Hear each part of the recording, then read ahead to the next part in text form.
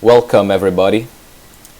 So today we're going to talk about Michael Burry's portfolio as of the period ending in Q4 2021.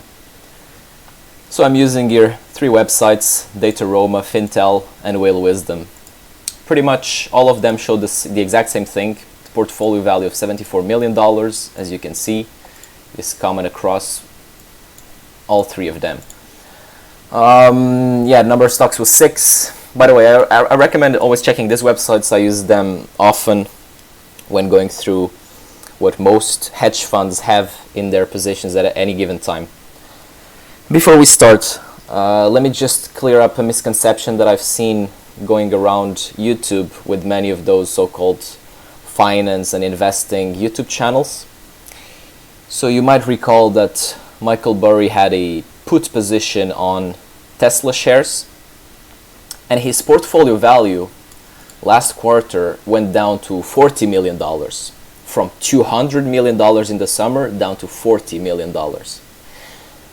Now, many YouTubers said that Michael Burry blew up his portfolio because he had lost so much money. Now, they obviously don't know what they're talking about. 13F filings do not report cash positions. That means that Michael Burry's portfolio in the summer, when he had those put positions against Tesla and all the call option positions in Facebook, Google, and so on, his portfolio showed up as worth $230-ish million.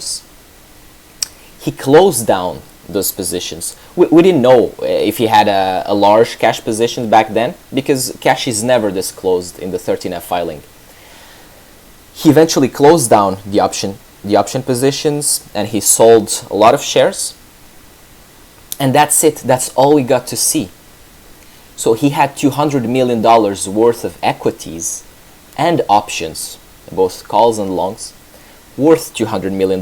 Once he sold them, his entire portfolio value went down $40 million, but that's his invested portfolio. That's the amount that he actually invested in stocks. He probably had those $200 million in cash, roughly, give or take, whether he probably lost some money in Tesla, but he also made quite substantial amounts of money in his long positions in Google and Facebook. So I would imagine he's somewhat of a... He probably broke even. But his plan, we can infer that he probably planned to take a lot of cash on the sideline to eventually jump in the market at a later date. You all know that Michael Burry is often called the fact that we're in a bubble right now. So it only makes sense that he downgraded his entire positions and moved substantially to cash. But so now, what do we have here? 4 new ads. Bristol Myers, Fidelity National, General Dynamics, Aya Bridges. He reduced his share in Geo, and he added his position in CoreCivic. I'll just talk about this one because I think it's the only relevant one. We can't really say much about the other ones. We would have to dig deeper into his reasoning behind. But if you remember, Michael Burry had a position in Lockheed Martin. So he was definitely anticipating some kind of war. Back then, it was the China-Taiwan issue was all over the headlines.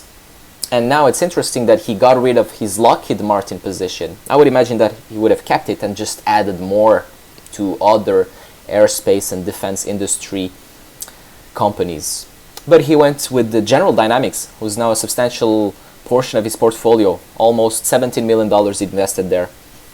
So obviously he might have done a lot since the beginning of the year, because January has been a month of turmoil in the markets. Not only in the markets, but in the global geopolitical scene. So we had the Fed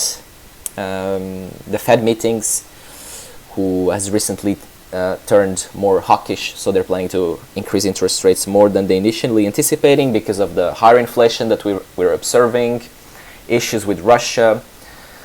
So Michael Burry is probably preparing for all these events and unfortunately we will only be able to see that in the next 13F filing that will come in 3 months time. Anyways guys, that was just a brief overview of his current positions. If you want me to go into more detail into any of this, feel free to shoot a message and I'll be sure to come back to you. Thank you all.